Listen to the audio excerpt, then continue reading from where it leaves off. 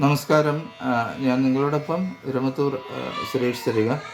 ഒരിടത്ത് ജനനം ഒരിടത്ത് മരണം എന്ന പിന്നെ അശ്വമേധം സിനിമയിലെ ഗാനത്തിൻ്റെ പല്ലവി നമ്മൾ കഴിഞ്ഞ ക്ലാസ്സിൽ പഠിച്ചായിരുന്നു. ഇന്ന് അതിൻ്റെ അടുത്ത ഭാഗമാണ് നമ്മൾ നോക്കാൻ പോകുന്നത്.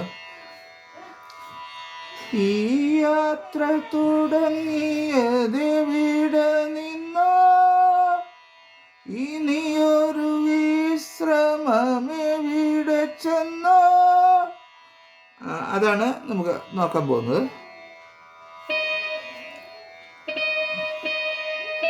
നീ നീസ, ഇത് നമ്മളിതിൻ്റെ ടൈമിംഗ് ഒക്കെ പറയുകയാണെങ്കിൽ ആദ്യത്തെ നീ എന്ന് പറയുന്നത് 1.5 ബീറ്റാണ്, രണ്ടാമത്തെ നീ 1.5 ബീറ്റാണ്.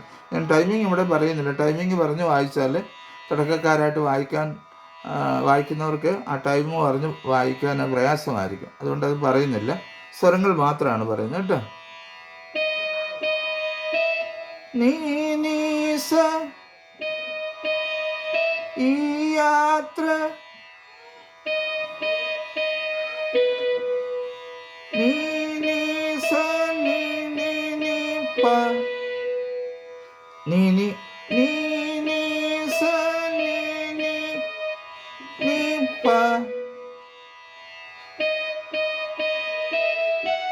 നീ നീ നീ സരി.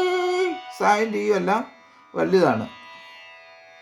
അപ്പോൾ അത് കഴിഞ്ഞിട്ട് ഇനി ഒരു വിശ്രമം എവിടെ ചെന്നു എന്നുള്ളത് ഈ നോട്ട് തന്നെ ഒന്നുകൂടെ വായിച്ചാൽ മതി.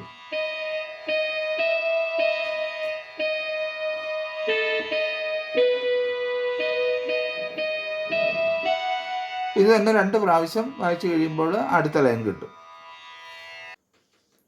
ഒരു നിമിഷം നിൽക്കൂ, വീഡിയോ സ്കിപ്പ് ചെയ്യരുത്. നിങ്ങൾ സംഗീതം ഇഷ്ടപ്പെടുന്നവരാണോ എങ്കിൽ സരികയുടെ ഓൺലൈൻ ട്യൂഷനിലൂടെ നിങ്ങൾക്കും പഠിക്കാം. വയലിൻ, ഗിറ്റാറ്, കീബോർഡ്, വായ്പ്പാട്ട് എന്നിവ ഉത്തരവാദിത്തത്തോടുകൂടി പഠിപ്പിച്ചു കൊടുക്കും. പ്രായം ഒരു പ്രശ്നമേ അല്ല. നിങ്ങളുടെ സമയത്തിനനുസരിച്ച് ഞങ്ങൾ ക്ലാസ്സുകൾ എടുത്തു കൊടുക്കും.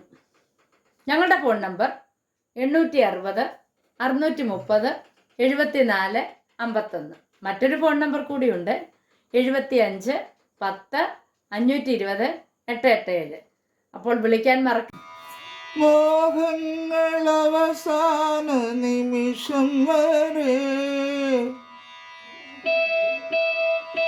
സ സ സ നി സ നി പ,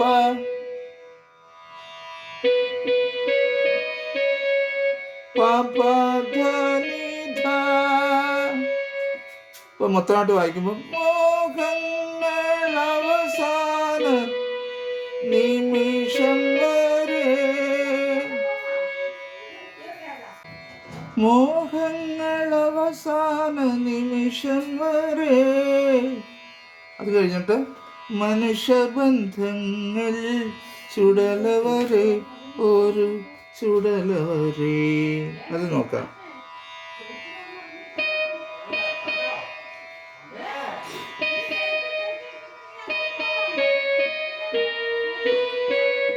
മനുഷ്യബന്ധങ്ങൾ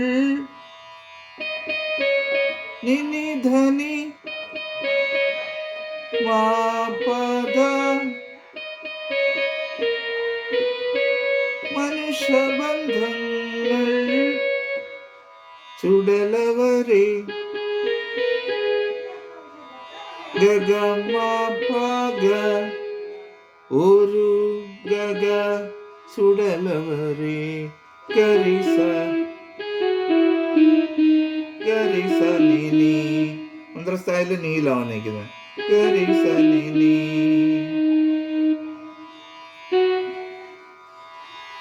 മനസ്സിലായോ? അതിന് അത് കഴിഞ്ഞിട്ട് പിന്നെ നമ്മൾ ആ പല്ലവി ഒന്നുകൂടെ പാടണം. ഒരിടത്തു ജനനം ഒരിടത്തു മരണം, ചുമലിൽ ജീവിതഭാരം. ഒരിടത്തു ജനനം ഒരിടത്തു മരണം, ചുമലിൽ ജീവിതഭാരം.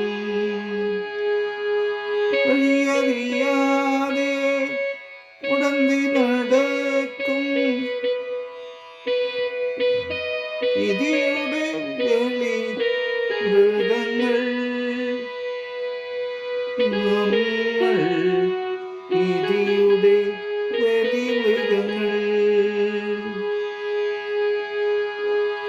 നമ്മൾ ആദ്യം വായിച്ച പല്ലവി തന്നെ ഒരു ആവൃത്തിയോടെ വായിക്കുക. നമുക്കിതിൻ്റെ അടുത്ത ഭാഗം അടുത്ത ക്ലാസ്സിൽ പഠിക്കാം. എല്ലാവർക്കും നല്ല ഒരു ദിവസം ആശംസിച്ചുകൊണ്ട് സ്നേഹപൂർവ്വം നിങ്ങളുടെ സ്വന്തം ഇരമത്തൂർ സുരേഷ് തരിക. നിങ്ങളുടെ വിലപ്പെട്ട അഭിപ്രായങ്ങൾ അറിയിക്കാൻ മറക്കരുത്. വീണ്ടും അടുത്ത ക്ലാസ്സിൽ.